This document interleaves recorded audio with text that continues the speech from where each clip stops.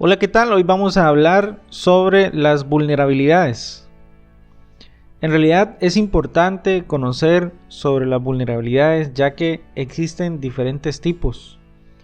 Depende si son vulnerabilidades de hardware o vulnerabilidades relacionadas al software, que en realidad existen muchísimas de ellas. Pueden ser relacionadas al acceso físico o al acceso lógico de los datos o la información que nosotros estamos trasegando por medio de la red. En fin, existen muchísimas vulnerabilidades las cuales nosotros debemos preocuparnos por proteger. Muchas veces también de quien nos tenemos que proteger es de nosotros mismos y de nuestros procedimientos con los cuales tratamos algunos accesos o algunas llaves de accesos a información sensible. Muy bien, vamos a hablar sobre vulnerabilidades de una red, del diseño, implementación e instalación del hardware, del diseño, implementación e instalación del software también, del acceso físico, los ataques internos y externos. En primer lugar, vamos a hablar sobre qué es una vulnerabilidad en una red. Las redes pueden llegar a ser sistemas muy vulnerables al tratarse de una serie de equipos conectados entre sí, compartiendo recursos. Es posible atacar toda la red, penetrando primero en uno de los equipos y posteriormente expandirse al otro o al resto. En la actualidad, y esa es la tendencia, los equipos cumplen mejor sus funciones cuando facilitamos el acceso a la información a las personas o a los usuarios. De esta forma, compartir archivos, compartir información, imágenes, y las diferentes funciones que realizan los equipos, mientras más fácil y más sencillos y más accesibles sean para los usuarios, pues estamos haciéndolo de una mejor forma. Sin embargo, compartir archivos, brindar acceso a información, hacer que la información se trasigue más rápido, debe hacerse con cuidado, puesto que se debe cuidar la serie de permisos que siempre son importantes para verificar la autenticidad de las personas que envían y las que reciben, para que no vayamos a enviar información a personas que no están autorizadas. En una red, la prioridad es la transmisión de información, así que todas las vulnerabilidades están relacionadas directamente con la posible intercepción de la información por personas no autorizadas y con fallas en la disponibilidad del servicio. Muy bien, a esta técnica se le llama man in the middle u hombre en el medio, cuando por ejemplo nosotros enviamos información hacia otro lugar y alguien en medio de la comunicación, puede ser en la red inalámbrica, puede ser a través de internet, puede ser en cualquiera de todos los medios que la información va a estarse enviando, ponga algún interceptor que le permite escuchar la información de en medio y entonces capturarla y utilizarla para fines que no son adecuados. Estos dos puntos hacen que las vulnerabilidades de las redes lleguen a ser una combinación de vulnerabilidades de hardware, software, físicas e incluso naturales. Debemos tomarlas en cuenta todas y cada una de ellas en nuestro ambiente laboral para asegurar que la información esté lo más segura posible. Como les he dicho en otras ocasiones, la seguridad 100% o la seguridad completa no existe. Sin embargo, es importante tomar en cuenta varios factores para hacerlo lo mejor posible. Existen algunos tipos de vulnerabilidades de red muy importantes, como por ejemplo son el access point spoofing, que consiste en una técnica en la que por ejemplo ya existe una red inalámbrica en algún lugar, en alguna empresa, en alguna organización, y el atacante lo que hace es que pone un access point con el mismo SSID. SSID es el nombre de la red. Supongamos que la red se llama mi organización, entonces le ponemos el mismo SSID. Pero además de esto, atacamos el access point original y le pedimos que se reinicie. ¿Ok? Entonces, cuando nosotros le pedimos que se reinicie, lo que hacemos es que todas las personas que están conectadas a la red se van a desconectar. Y entonces, dentro del protocolo de reconexión está que cada uno de los dispositivos, por ejemplo una laptop o un dispositivo inalámbrico o móvil como un celular, vuelve a intentar conectarse. En ese intento de conexión, él lo primero que va a hacer es volver a autenticarse. Y entonces cuando encuentre otro access point que tiene el mismo nombre de la red que él anda buscando, lo primero que va a hacer es volver a enviar la contraseña con la que se autentica. Entonces, el access point que es falso, ¿verdad? Que tiene el mismo nombre del SSID de la red original, bueno, pues va a capturar esos datos de autenticación y entonces ya vamos a tener los datos para acceder a esa red inalámbrica, ya vamos a tener la contraseña. En esto consiste eso, ¿verdad? Es suplantar el access point. El MAC spoofing consiste, por ejemplo, en tomar algunos de los dispositivos que ya están registrados dentro de una red. Eso sirve para cuando estamos haciendo filtrado de red inalámbrica por medio de dirección MAC. Recordemos que la dirección MAC es una dirección única que se encuentra en los dispositivos de red. Pueden ser red cableado o red inalámbrica. En este caso, en la red inalámbrica, por ejemplo, podemos tomar ese número de dirección física, que es dirección MAC, y asociarlo a un filtrado de inalámbrico de forma que solo los dispositivos que están ahí registrados puedan acceder a la red inalámbrica. Muy bien. Entonces, el MAC spoofing se aprovecha de este tipo de configuración de forma que entonces toma un dispositivo que ya está registrado, cambia su número de MAC en su dispositivo físico. Existen algunas aplicaciones que permiten simular que nosotros cambiamos ese número, aunque eso ya viene propiamente programado en la placa de los dispositivos físicos. Simula que tienes otro número de dirección MAC y entonces te permite navegar, puesto que ya está registrado como él dentro del filtrado MAC. Y también tenemos algunos WLAN scanners que escanean redes y buscan vulnerabilidades de diferentes tipos, los cuales, dependiendo de la actualización del firmware de cada uno de los router access point, si no han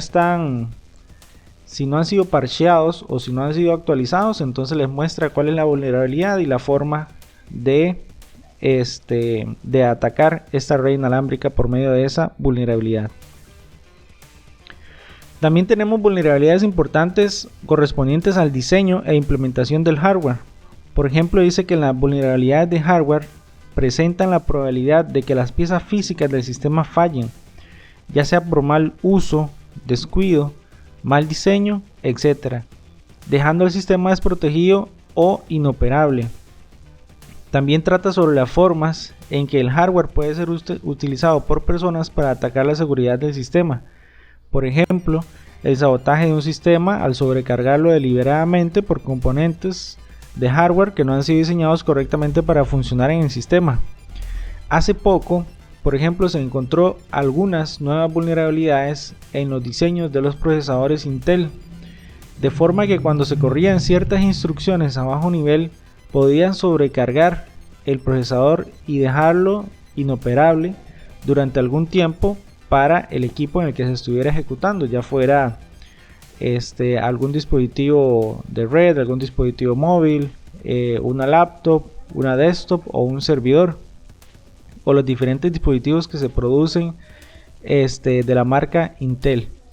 Entonces se tuvo que poner un software especial, el cual venía dentro de las actualizaciones de Windows. Se pusieron de acuerdo con Windows para proteger, para que ese tipo de instrucciones no fueran ejecutadas en el sistema operativo y no fueran a sobrecargar el hardware. Entonces en este caso estamos hablando de un problema que traía un hardware y que tuvo que ser solucionado desde el software, puesto que, bueno, pues no se iban a poner a enviar, qué sé yo, algún tipo de controlador nuevo para los chipsets propiamente de las placas madres de cuántos dispositivos móviles hubieran a nivel mundial, ¿verdad? Era algo muy difícil, entonces se hizo por medio de el software.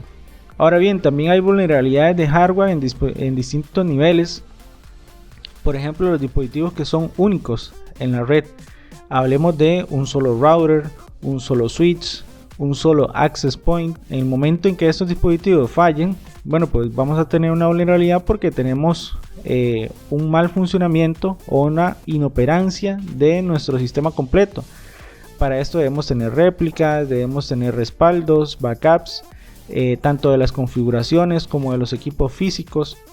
¿Qué pasa, por ejemplo, si tengo un router que es muy caro en mi organización y no puedo tener dos de ellos? Bueno, está muy bien, pero puedo tener respaldo de software de la configuración actual. Y puedo tener también algún contrato con un proveedor de forma que cuando yo lo necesite, él me garantice que yo le puedo comprar un dispositivo similar o compatible con la configuración dentro de cierta cantidad de horas máxima, ¿verdad?, que permita restablecer o reponer los servicios que tuve pérdida en ese momento. Entonces es importante también tener en cuenta qué pasaría si se me daña este dispositivo, qué pasaría si no funciona tal comunicación, qué pasaría si se cae el sistema, ¿ok? Todo eso es parte de la seguridad de la información. ¿De qué forma podemos minimizarlo? Bueno, haciendo un estudio de necesidades de hardware, como comentábamos, procurando tener alta disponibilidad, que era también dentro de las opciones que estábamos mencionando, teniendo redundancia en los dispositivos o teniendo réplicas o bien algún sitio alterno. También tenemos vulnerabilidades del diseño e implementación del software. Dice que cada programa, ya sea de paquetería o de sistema operativo, puede ser utilizado como medio para atacar a un sistema más grande. Esto se da debido a errores de programación o porque el diseño no fue considerado ciertos aspectos. Por ejemplo, los controles de acceso, seguridad, implantación, etc. Ambos factores hacen susceptible al sistema a las amenazas de software. Por ejemplo, podríamos tener un software como Microsoft Office, se me ocurre, por dar un ejemplo cualquiera, en el que resulta que a nivel de programación ellos utilizan un superusuario, supongamos a nivel del sistema operativo, de forma que cuando se está ejecutando, entonces le permite acceder de forma más directa a la creación de archivos, que Microsoft Office necesita crear archivos, comprimir archivos, porque los archivos de Word o los archivos de Office en realidad son archivos comprimidos con otra extensión, y este tipo de permisos se lo permite. Entonces, ¿qué pasa si nosotros ponemos o implantamos un virus que cuando se ejecute Word tome el acceso de estos usuarios y lo utilice para otras cosas, ¿verdad? Un superusuario. Entonces ahí tendríamos un problema del diseño del software, ¿verdad? ¿Cómo estuvo él diseñado? Las variables, su entorno, el acceso de las variables, el alcance de las mismas, los usuarios, los permisos que utilizó, etcétera, ¿verdad? Todo eso a nivel de programación es posible.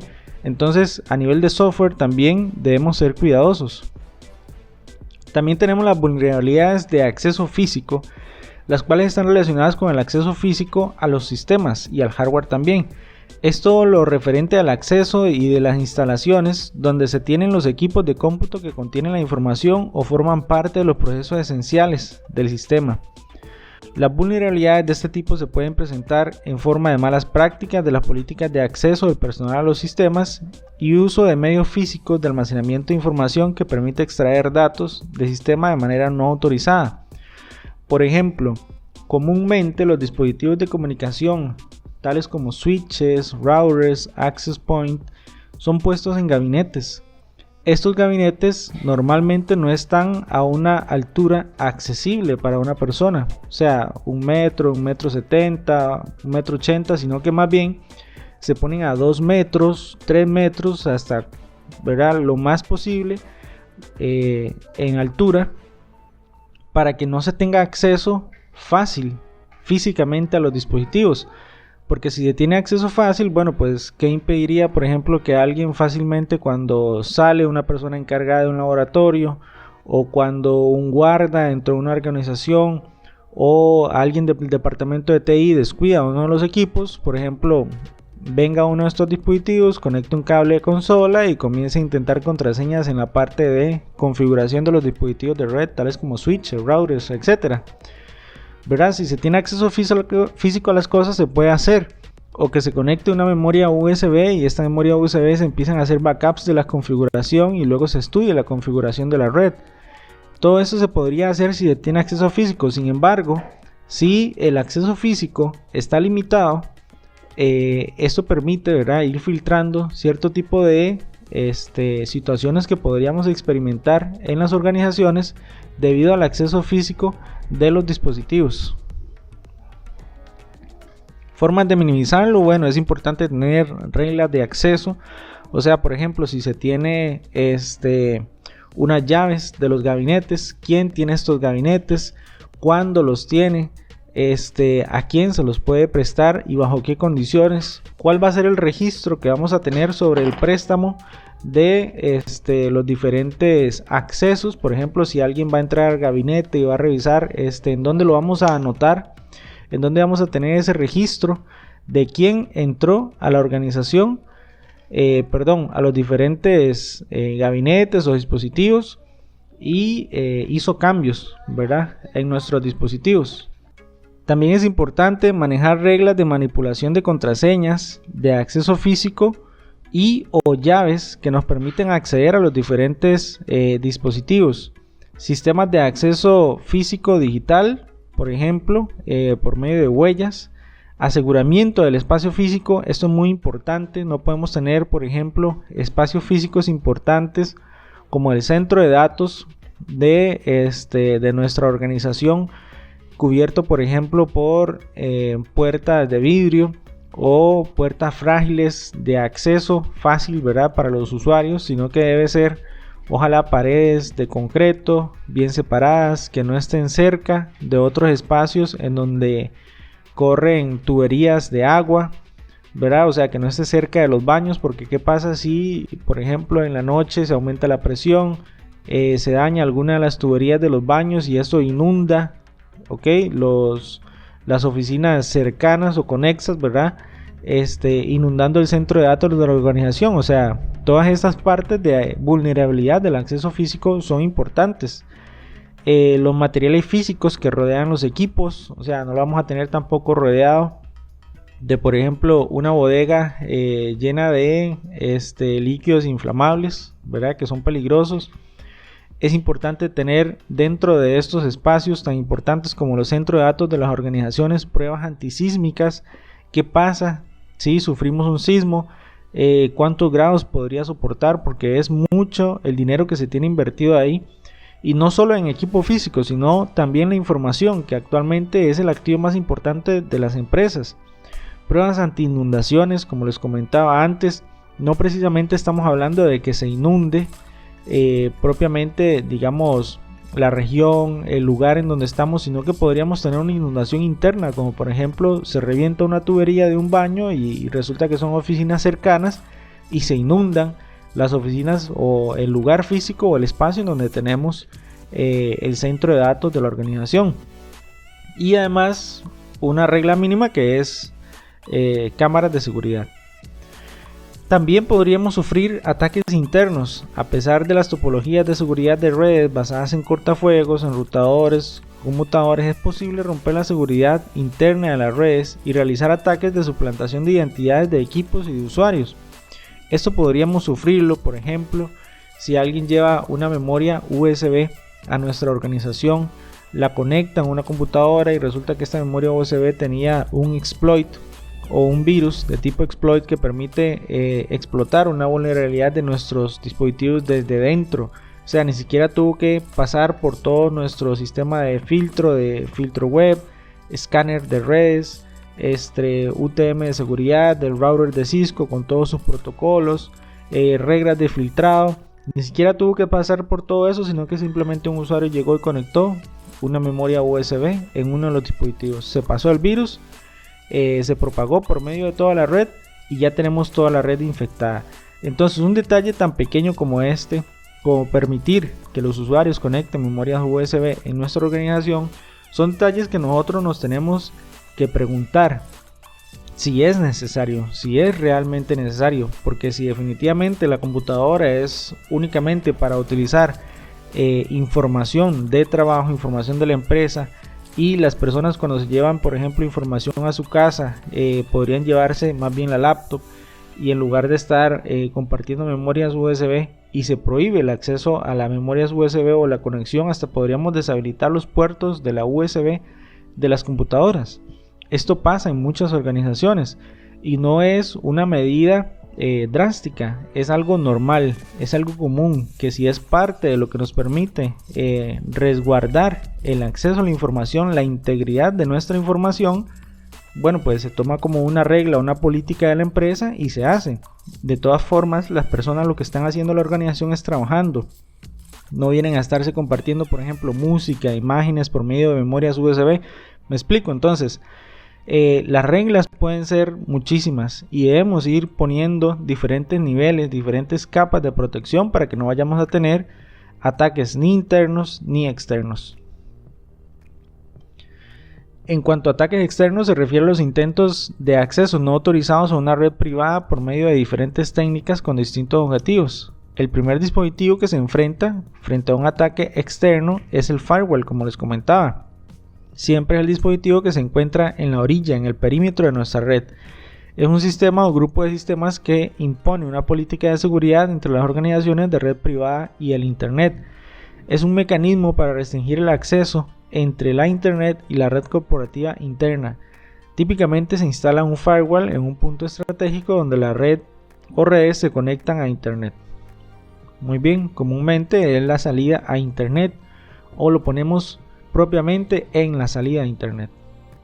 Espero que les haya quedado claro. Muchísimas gracias. Saludos.